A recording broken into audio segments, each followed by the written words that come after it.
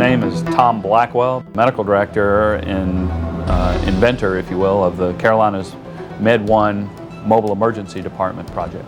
Med1 is the first ever mobile emergency department, which is really a fully capable surgical critical care emergency department that's in a tractor trailer. First ever. We have built this structure to be a fully capable surgical operating room intensive care unit, which has capabilities for neuro-intensive care, trauma-intensive care, medical intensive care, and even pediatric intensive care.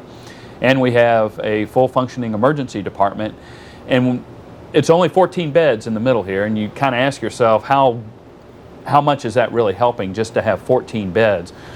With that in mind, we have an expanded tent system that completely encircles this unit 360 degrees in an environmentally and light controlled area that we can put 150 beds out there. So we're a full 150, 160 bed hospital on wheels. We started tracking the hurricane at the end of August, looking at its path as it crossed through Florida in between Broward and Dade counties. We were on standby to deploy to New Orleans, and Mississippi pretty much said, if New Orleans doesn't want Med1, we'll take it. Once we arrived to our location, we learned real quick that this was an impoverished community, one that had lost 85% of their structures.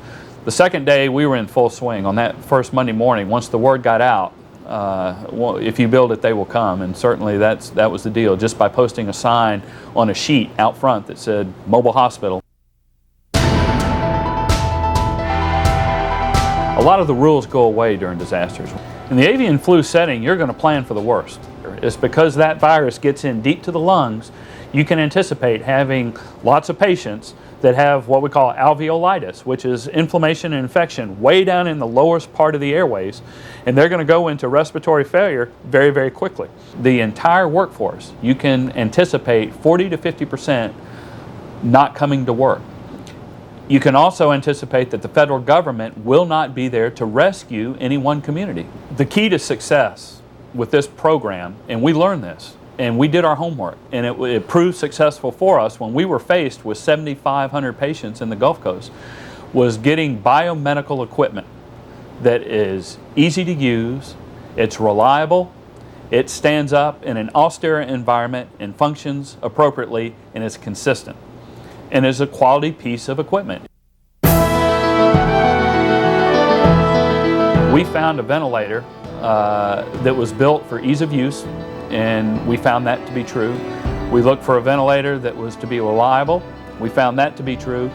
And we looked for a ventilator that's going to provide the ventilation capabilities each and every time that we would want to set in a disaster situation. And we found that to be true with the i-Vent. The unique thing about Versamed's product is the simple fact that we don't have respiratory therapists as part of our team complement. We found a ventilator that you have to make sure the ventilator is plugged into the oxygen source. That's intuitive. You have to make sure the ventilator is plugged up to the patient. That's intuitive. Our doctors, nurses, paramedics, we know that well. I have to dial in the weight in kilograms of that patient. And I can guesstimate that just looking at a patient, 70 kilograms, hit start, and I walk away. i-Vent was selected as our ventilator of choice, again, because we found it to be, number one, easy to use. Because we're not traveling with a respiratory therapist, we're traveling with other providers, doctors, nurses, paramedics, individuals that don't typically manage ventilators.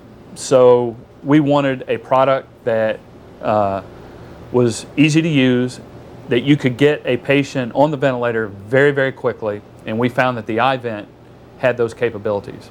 That quickly connecting to the oxygen source and to the patient, dialing in the weight and hitting start, we could get a patient on the ventilator very, very quickly, consistently and reliably.